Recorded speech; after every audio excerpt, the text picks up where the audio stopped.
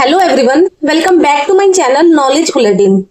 और जैसा कि मैंने आप सबसे प्रॉमिस किया था कि एल्गा के बारे में पूरी कैरेक्टरिस्टिक्स हमने उस दिन पढ़ी थी, और मैं अब अगली वीडियो में उनके क्लासिफिकेशन को डिटेल में लेकर आऊंगी।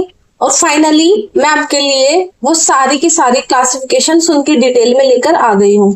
तो इससे पहले वाली वीडियो में हमने एल्गा के जनरल अकाउंट को कंप्लीट किया था, और आज उसी से आगे हम स्टार्ट करने वाले हैं एल्गा की 3 मेन क्लासेस, यानी कि उनके जो क्लासिफिकेशन है उसको हम पढ़ने वाले हैं, जिसमें हम उनकी 3 मेन क्लासेस को कवर करेंगे। जैसे कि मैं आपको बता दूं, हम पढ़ने वाले हैं क्लोरोफाइसी, जिसको हम ग्रीन एल्गा बोलते हैं, फिकोफाइसी और रोडोफाइसी। ठीक है, इसमें हम पढ़ेंगे क्लोरोफाइसी, फाइकोफाइसी और रोडोफाइसी। ठीक है, इसमें अलग अलग मतलब होता है। जैसे क्लोरो का मतलब होता है ग्रीन, और फाइसी जहां भी सब वर्ड देखने को मिलेगा उसका मतलब होता है आपका एल्गा। तो जो क्लोरोफाइसी होते हैं वो मेनली आपके ग्रीन एल्गा होते हैं, और जो आपकी फिकोफाइसी होती है वो आपके ब्राउन एल्गा होते हैं, और जो आपकी रोडोफाइसी होती है वो आपकी रेड एल्गा होती है। ठीक है, तो चलिए सबसे पहले हम शुरू करते हैं क्लोरोफाइसी। ठीक है, एल्गा के क्लासिफिकेशन में सबसे पहले अगर किसी ग्रुप की हम बात करेंगे तो वो होता है आपका क्लोरोफाइसी। ठीक है, क्लोरोफाइसी को हम जनरली ग्रीन एल्गा के नाम से जानते हैं क्योंकि उनमें कुछ पिगमेंट्स प्रेजेंट होते हैं। क्लोरोफाइसी में जो मेन पिगमेंट प्रेजेंट होते हैं वो होते हैं आपके chlorophyll A and chlorophyll B, यानी कि इनके ग्रीन कलर होने के लिए आपके क्लोरोफिल ए और क्लोरोफिल बी मेनली आपके ये ही रिस्पॉन्सिबल होते हैं। अब क्लोरोफिल आपको पता है, जहां भी क्लोरोफिल प्रेजेंट होता है तो क्लोरोफिल क्या करता है, आपको फोटोसिंथेसिस में हेल्प करते हैं। ठीक है, तो इनमें तो ऑलरेडी क्लोरोफिल इतने लार्ज अमाउंट में होते हैं, आपके 2 पिगमेंट होते हैं chlorophyll A and chlorophyll B. तो ये क्या करते हैं आपके, जनरली जब किसी भी प्लांट में आपके क्लोरोफिल प्रेजेंट होते हैं तो वो एब्सॉर्ब करते हैं सोलर लाइट को, यानी कि सनलाइट को, जिसको हम बोलते हैं सोलर एनर्जी। उसके बाद यानी कि लाइट एनर्जी को वो कन्वर्ट करते हैं केमिकल एनर्जी में और हेल्प करते हैं आपके फोटोसिंथेसिस में। और तीसरा, ये आपके रिस्पॉन्सिबल होते हैं ग्रीन एल्गा के ग्रीन कलर के लिए। ठीक है, यानी कि ग्रीन एल्गा ग्रीन कलर की क्यों होती है, due to presence of 2 main pigment, जो कि आपके chlorophyll A and chlorophyll B. या आप ये कह सकते हो कि वो ग्रीन क्यों होती है, just due to presence of chlorophyll. और देखो, अगर ग्रीन एल्गा के हम एक इंटरेस्टिंग मतलब फैक्ट को पढ़े या फिर एक इंटरेस्टिंग बात इनके बारे में पढ़े, तो हम ये कह सकते हैं कि इनके जो क्लोरोप्लास्ट होते हैं ना, वो हर स्पीसीज में सेम शेप के नहीं होते। ठीक है, जो इनके क्लोरोप्लास्ट होते हैं वो आपके हर स्पीसीज में सेम शेप के नहीं होते। डिफरेंट एल्गा में डिफरेंट शेप के क्लोरोप्लास्ट देखने को मिलते हैं। ठीक है, जैसे कि अगर हम बात करते हैं कप शेप्ड, मतलब सबसे पहले अगर बात करें तो हम कप शेप्ड क्लोरोप्लास्ट की बात करते हैं। तो अगर कप शेप की बात करें तो कप बिल्कुल जैसे नॉर्मल चाय का कप होता है ना, उस तरीके के जो क्लोरोप्लास्ट होते हैं चाय के कप जैसे, तो ये हमें मेनली क्लेमाइडोमोनाज में देखने को मिलते हैं। अगर हम माइक्रोस्कोप से इनके क्लोरोप्लास्ट को देखते हैं शेल के अंदर, तो ये बिल्कुल हमें कप शेप्ड देखने को मिलते हैं। किसमें, क्लेमाइडोमोनास के अंदर। ठीक है, तो आप याद कर सकते हो कप क्लेमाइडोमोनास, कप क्लेमाइडोमोनास। ठीक है, अब अगर हम बात करते हैं स्पाइरल क्लोरोप्लास्ट। ठीक है, स्पाइरल क्लोरोप्लास्ट, तो स्पाइरल आपके इस तरीके के क्लोरोप्लास्ट। ठीक है, तो स्पाइरल जो क्लोरोप्लास्ट होता है, स्पाइरल का मतलब ही मतलब स्प्रिंग, या फिर जैसे आपकी टेलीफोन की वायर होती है ना, जो आपके टेलीफोन की वायर होती है वैसे घूमी रहती है ना, उनके जैसी। तो ये मेनली आपके स्पाइरोगायरा में देखने को मिलता है, इसलिए इनका नाम भी स्पाइरोगायरा जैसा रखा गया, क्योंकि इनके अंदर क्लोरोप्लास्ट जो होते हैं वो स्पाइरल फॉर्म में अरेंज होते हैं। तो आप याद कर सकते हो स्पाइरोगायरा क्लोरोप्लास्ट स्पाइरल शेप। ठीक है, फिर उसके बाद रिबन शेप्ड जो क्लोरोप्लास्ट होते हैं वो आपको यूलोथ्रिक्स में देखने को मिलता है। रिबन का मतलब वही, जैसे आपने देखा होगा जब आप किसी के लिए गिफ्ट रैप करते हो तो वो जो गिफ्ट रैप पर एक पतला सा लंबा सा रिबन बना रहता है ना, उस तरीके का, तो उसको हम बोलते हैं रिबन शेप्ड क्लोरोप्लास्ट, और ये आपके यूलोथ्रिक्स में देखने को मिलते हैं। फिर अगर हम बात करें रेटिकुलेटेड क्लोरोप्लास्ट, तो रेटिकुलेटेड का मतलब होता है आपका नेट लाइक या फिर जाल के जैसा, जैसे जाली होती है ना, या फिर आप इसमें बोल सकते हो रेटिकुलेटेड होता है बिल्कुल आपका नेट लाइक। और ये जो क्लोरोप्लास्ट होता है आपका, ये आपको उडोगोनियम में देखने को मिलता है। अगर आप माइक्रोस्कोप में देखें तो क्लोरोप्लास्ट अगर दिखेगा आपको तो वो बिल्कुल नेटवर्क या फिर जो नेट होती है ना आपकी जाली, वो आपको उसके जैसा देखने को मिलेगा। फिर उसके बाद लास्ट अगर हम बात करते हैं प्लेट लाइक या फिर डिस्कोइड, तो डिस्कोइड का मतलब होता है कॉइन जैसा, जैसे कॉइन होते हैं ना हमारे पास, तो डिस्कॉइड का मतलब होता है कॉइन के जैसे, ठीक है। और प्लेट का मतलब होता है जिस तरीके से आपकी प्लेट होती है ना, प्लेट की तरह की शेप, तो ये ग्रीन एल्गा में मेनली आपको देखने को मिलते हैं। तो आपको याद करना है कि जो प्लेट लाइक या फिर जो आपके डिस्कॉइड एल्गा होते हैं वो बहुत सारी ग्रीन एल्गा में आपको देखने को मिलते हैं। तो यहाँ ये समझाया कि जो आपके क्लोरोप्लास्ट प्रेजेंट होते हैं, मतलब जो पिगमेंट्स की हमने बात करी, आपकी क्लोरोफिल ए और क्लोरोफिल बी, वो आपके क्लोरोप्लास्ट में होते हैं। और क्लोरोप्लास्ट की जो आपकी शेप होती है वो बहुत सारे एल्गा में अलग अलग होती है, ठीक है। फिर अब हम बात करते हैं उनके बॉडी ऑर्गेनाइजेशन की। अगर हम बात करें एल्गा की बॉडी ऑर्गेनाइजेशन, क्या सारी एल्गा एक जैसी होती है? जी नहीं, इनकी जो बॉडी की ऑर्गेनाइजेशन होती है वो कैसी होती है? डिफरेंट होती है, अलग अलग होती है। एल्गा में भी यूनिसेलुलर, कॉलोनियल और फिलामेंटियस। यूनिसेलुलर कैसे होती है? ये कॉलोनीज बना के कैसे रहती है? ये फिलामेंटियस स्ट्रक्चर कैसे फॉर्म करती है? ये सारी चीजें मैंने आपको पहले ही बता दी है। इससे पहले वाली वीडियो में मैंने आपको बताया था कि किस किस तरीके से अपना स्ट्रक्चर फॉर्म करती है, और मैंने आपको प्रॉपर डायग्राम के साथ उसको समझाया भी था, ठीक है। तो अब मैं यहाँ पर वो सारी चीजें दोबारा से नहीं बताऊंगी, क्योंकि सेम चीजें हम पढ़ने वाले हैं फिर फाइकोफाइसी में और रोडोफाइसी में। तो जो बॉडी ऑर्गेनाइजेशन होता है वो यूनिसेलुलर, कॉलोनियल और आपका फिलामेंटियस फॉर्म में होता है, ठीक है। तो आप वैसे समझ सकते हो यूनिसेलुलर का मतलब एक सेल, यानी कि पूरा का पूरा जो आपका क्लोरोफाइसी की जो फैमिली होती है वो सारे ऑर्गेनिज्म, पूरा ऑर्गेनिज्म एक ही सेल से बना हो। तो उसमें आपके आ जाते हैं जैसे क्लेमाइडोमोनास और कोलेरा, ये आपके क्लोरोफाइसी फैमिली में यूनिसेलुलर बॉडी ऑर्गेनाइजेशन शो करते हैं, ठीक है। यानी कि एक ही सेल सारे फंक्शन परफॉर्म करते हैं। कॉलोनी का मतलब होता है, कॉलोनियल का मतलब होता है कॉलोनीज बना के रहना, है ना। तो बहुत सारी जो सेल्स होती है वो मिलकर कॉलोनी बना लेते हैं। तो वॉलवॉक्स को अगर आप माइक्रोस्कोप में देखते हो तो आपको एक फुटबॉल जैसी पूरी कॉलोनी दिखेगी, ठीक है। तो हम ये कह सकते हैं जैसे मान के चलो एक क्लास में बहुत सारे स्टूडेंट्स मिलकर क्लास बनाते हैं, तो वैसे ही वॉलवॉक्स की बहुत सारी सेल्स मिलकर एक कॉलोनी फॉर्म कर लेती है। फिलामेंटिस का मतलब होता है थ्रेड लाइक। तो शेल्स क्या करती है, एक के बाद एक के बाद एक के बाद जुड़कर बिल्कुल थ्रेड लाइक स्ट्रक्चर फॉर्म कर लेती है ना। तो ये आपको मेनली जो फिलामेंटिस फॉर्म है वो आपको जिलोथ्रिक्स और स्पाइरोगायरा में देखने को मिलती है, ठीक है। अब ये बात है कि स्पाइरोगायरा को हम पॉन्ड सिल्क भी कहते हैं। ये कई बार आपसे एमसीक्यू में पूछ लिया जाता है कि कौन से ऑर्गेनिज्म को पॉन्ड सिल्क के नाम से जाना जाता है। तो स्पाइरोगायरा को हम पॉन्ड सिल्क के नाम से भी जानते हैं, क्योंकि जब ये तालाब में दिखते हैं ना तो ये बिल्कुल ऐसे दिखते हैं जैसे आपका हरी रेशम होती है। पॉन्ड सिल्क इसके बोलते हैं, जो सिल्क के जैसे ग्रीन, अब क्योंकि ये ग्रीन कलर के होते हैं तो ये आपको ग्रीन दिखेंगे, लेकिन इनका जो अपीयरेंस होता है वो बिल्कुल सिल्क के जैसा होता है, जैसे रेशम होता है ना, बहुत सॉफ्ट शाइनी, ये इस तरीके के आपको देखने को मिलते हैं, ठीक है। अब उसके बाद अगर हम बात करें इनकी शेल वॉल, अब हम बात करते हैं शेल वॉल ऑफ क्लोरोफाइसी, ठीक है। तो अगर ग्रीन एल्गा की शेल वॉल की बात करें तो शेल वॉल बहुत अच्छे से वेल डेवलप्ड होती है, और इनकी शेल वॉल जो होती है वो बहुत रिजिड होती है, ठीक है। ग्रीन एल्गा की, आपकी क्लोरोफाइसी की जो शेल वॉल होती है वो बहुत ज्यादा डेवलप्ड होती है और आपकी रिजिड होती है, यानी कि हार्ड होती है। ये 2 लेयर्स में बटी रहती है आपकी, ठीक है। जो शेल वॉल होती है वो इस तरीके से आपकी 2 लेयर्स में डिवाइड होती है, फिर अंदर आपके ऑर्गेनल्स प्रेजेंट होते हैं। तो आपके 2 लेयर में अगर होती है ये, तो क्या होता है, जो इनर लेयर होती है ना आपकी, वो सेलुलोज की बनी हुई होती है, ठीक है। तो सेलुलोज क्या करता है, स्ट्रेंथ प्रोवाइड करता है और शेप मेंटेन करके रखता है। Inner layer is made up of cellulose and outer layer is made up of pectose, ठीक है। पेक्टोज इसमें आपका प्रोटेक्टिव लेयर की तरह काम करता है, और पेक्टोज जो होता है वो आपके एक्सटर्नल इन्वायरमेंट से भी शेल को प्रोटेक्ट करता है।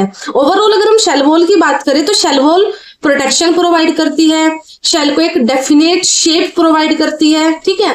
तो शेल वॉल में आप इसमें 2 ही बातें याद रखोगे। अब अगर हम बात करते हैं इनके फूड मटेरियल की, ठीक है, तो ग्रीन एल्गा अपना फूड किस फॉर्म में स्टोर करती है, इसको बोलते हैं रिजर्व फूड, की वो किस फॉर्म में अपना फूड स्टोर करती है, ठीक है।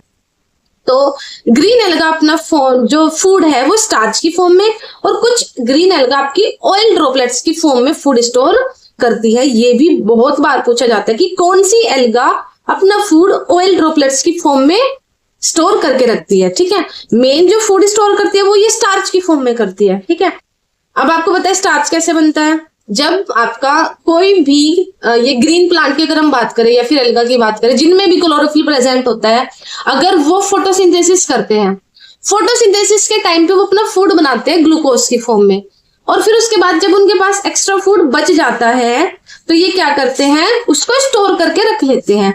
तो स्टार्च जो होता है किसी का भी एक्स्ट्रा स्टोर्ड फूड ही होता है जिनके पास क्लोरोफिल होता है, जैसे हम प्लांट्स की या फिर ग्रीन एल्गा की बात करें तो मेनली सब अपना फूड स्टार्च की फॉर्म में क्या करते हैं, स्टोर करते हैं। ठीक है, तो एक रीजन ये भी हो सकता है कि जो आपको ग्लूकोज होता है ना वो नेचर में सोल्यूबल होता है, तो इसलिए एल्गा उसको पहले स्टार्च में कन्वर्ट करती है और फिर इसको स्टोर करके रख लेती है। ठीक है, कुछ एल्गा स्टार्च के साथ साथ ऑयल ड्रॉपलेट्स भी स्टोर कर सकती है। ठीक है, तो ये इनके ना ऑयल ड्रॉपलेट्स की अगर हम बात करें तो ये फ्यूचर के लिए थोड़ा एक्स्ट्रा एनर्जी सोर्स होता है इनके लिए, फ्यूचर के लिए अपने आप को थोड़ा एक्स्ट्रा एनर्जी रिजर्व की उसमें फॉर्म में आपका ये फूड को रिजर्व करके रखती है। ठीक है,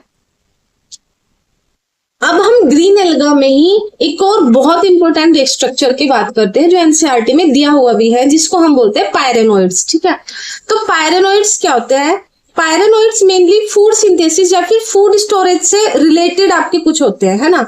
तो कैसे हम इनको याद करेंगे, जो पायरेनोइड्स होते हैं वो प्रोटीन रिच स्ट्रक्चर्स होते हैं या बॉडीज होती है जो कि आपकी क्लोरोप्लास्ट के अंदर प्रेजेंट होती है। ठीक है, तो ये क्या करती है, आपकी मेनली क्लोरोप्लास्ट के अंदर ये प्रेजेंट होती है, ये मेनली फूड सिंथेसिस या फिर फूड स्टोरेज का काम करती है, उनसे ये जुड़ी हुई होती है, उनसे ये रिलेटेड होती है।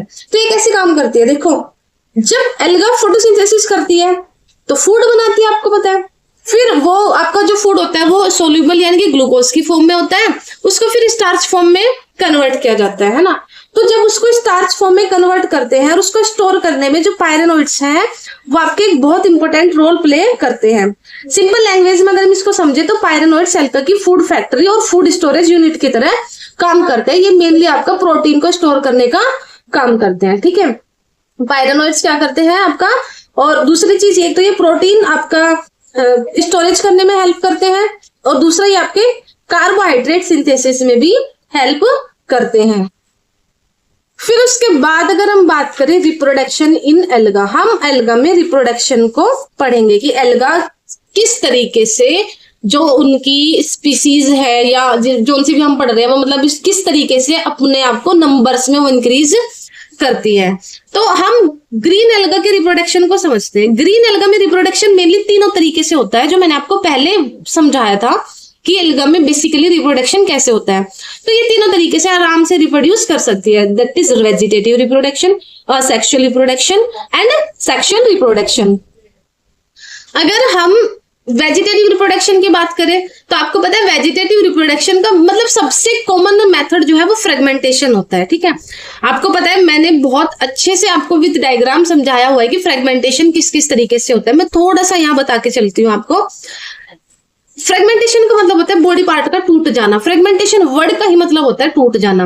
अगर एल्गा का फिलामेंट किसी भी रीजन से टूट जाता है, उनका जो मतलब फिलामेंट है या उनकी जो बॉडी है वो किसी भी तरीके से टूट जाती है, तो हर फ्रेगमेंट से एक नई एल्गा बन सकती है, उसको हम बोलते हैं क्या, फ्रेगमेंटेशन। तो इसका एग्जांपल होता है स्पाइरोगायरा। इसलिए आपने देखा भी होगा कि पॉन्ड्स में जो स्पाइरोगायरा होती है वो बहुत जल्दी स्प्रेड कर जाती है। ठीक है, पॉन्ड में जो स्पाइरोगायरा होती है ना वो बहुत जल्दी जल्दी से क्या हो जाती है, स्प्रेड कर जाती है तालाब में, है ना।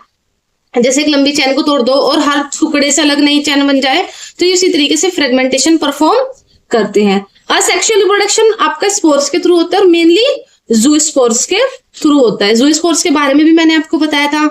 तो ज़ूस्पोर क्या करते हैं, आपके क्लोरोफाइसी फैमिली का सबसे कॉमन जो एसेक्सुअल स्पोर होता है वो ज़ूस्पोर होता है।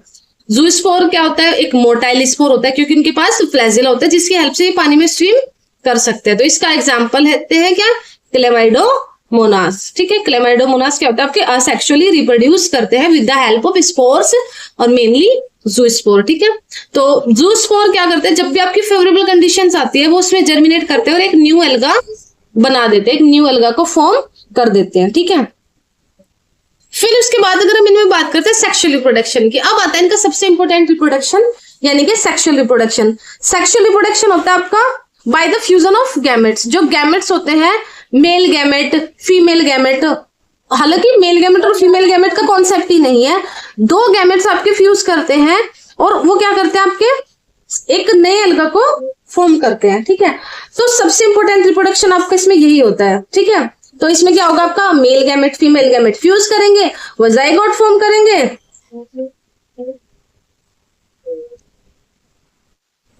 तो सेक्सुअल रिप्रोडक्शन मेनली आपका 3 टाइप का हो सकता है। It may be isogamous, it may be anisogamous और it may be oogamous type, ठीक है। तो आइसोगैमस में आपको पता है कि आइसोगैमस में क्या होता है, दोनों के दोनों जो गैमेट्स का साइज और शेप होता है वो बिल्कुल सेम होता है, ठीक है। उनको देखकर उनको एज अ मेल और फीमेल गैमेट डिफ्रेंशिएट कर पाना बहुत मुश्किल होता है। तो इसके एग्जांपल्स होते हैं क्लेमाइडोमोनास और यूलोथ्रिक्स, ठीक है। एनाइसोगैमस की अगर हम बात करें, एनाइसोगैमस में दोनों के दोनों जो गैमेट्स होते हैं वो मोटाइल होते हैं, लेकिन इनका साइज सेम नहीं होता, यानी कि गैमेट्स पर आपकी फ्लैजिलास प्रेजेंट रहती है, लेकिन वो जो साइज होता है उनका वो डिफरेंट होता है। तो आप इसको याद कर सकते हो, same size same shape same होगी बट साइज डिफरेंट होगा आपका, ठीक है। तो इसमें आपकी अगर हम बात करें तो कुछ स्पीसीज होती है क्लेमाइडोमोनास की जो कि आपकी एनाइसोगैमस रिप्रोडक्शन सेक्सुअल रिप्रोडक्शन भी शो करती है, ठीक है। उसकी बात करते हैं oogamous टाइप ऑफ रिप्रोडक्शन। ये सबसे एडवांस टाइप ऑफ रिप्रोडक्शन होता है क्योंकि इसमें जो फीमेल गैमेट होता है वो लार्ज साइज का होता है और नॉन मोटाइल होता है, मेल गैमेट स्मॉलर होता है और मोटाइल होता है, उनके पास फ्लैजिलास प्रेजेंट रहते हैं। तो वो आपका मेनली कौन शो करते हैं, वोल्वॉक्स एंड कारा, ठीक है। तो अगर हम यहाँ पर भी देखें तो जो आपका रिप्रोडक्शन भी है वो भी यहाँ आपका इवोल्यूशन या फिर इवोल्यूशन शो करता है। कैसे, जो आइसोगैमस है वो बहुत प्रिमिटिव आपका फॉर्म ऑफ रिप्रोडक्शन है, एंड आइसोगैमस थोड़ा इंटरमीडिएट कह सकते हैं, और oogamous जो है वो आपका most advance form of reproduction है, सेक्सुअल रिप्रोडक्शन। इसीलिए हम कारा और वोल्वैक्स को रिप्रोडक्टिव पॉइंट ऑफ व्यू से बहुत ज्यादा एडवांस मानते हैं, ठीक है। तो ये था हमारा पूरा क्लोरोफाइसी के बारे में। क्लोरोफाइसी की अगर हम बात करें तो उनकी common characteristic, shape, body organisation, shell, वो किस तरीके से अपना फूड रिजर्व करती है, उनमें पायरेनोइड्स, उनमें रिप्रोडक्शन, हमने ये सारी चीजें उनकी पूरी के पूरी पढ़ ली हैं। अब अगर हम बात करें क्लोरोफाइसी में आपके एग्जाम्पल्स कौन कौन से होते हैं, कि आपने सारी चीजें याद कर ली बट आपको ये नहीं पता कि कौन कौन से ऑर्गेनिज्म मेनली आपको याद करने हैं जो क्लोरोफाइसी फैमिली से रिलेटेड होते हैं। तो इसमें आपके मेनली आते हैं क्लेमाइडोमोनास, वोल्वॉक्स, यूलोथ्रिक्स, स्पाइरोगायरा एंड कारा। तो आप इनको जहां भी देखो आप समझ जाना कि ये सब ग्रीन एल्गा से रिलेटेड होते हैं। इसका आप एक निमोनिक से भी याद कर सकते हो, that children visit universities and study carefully.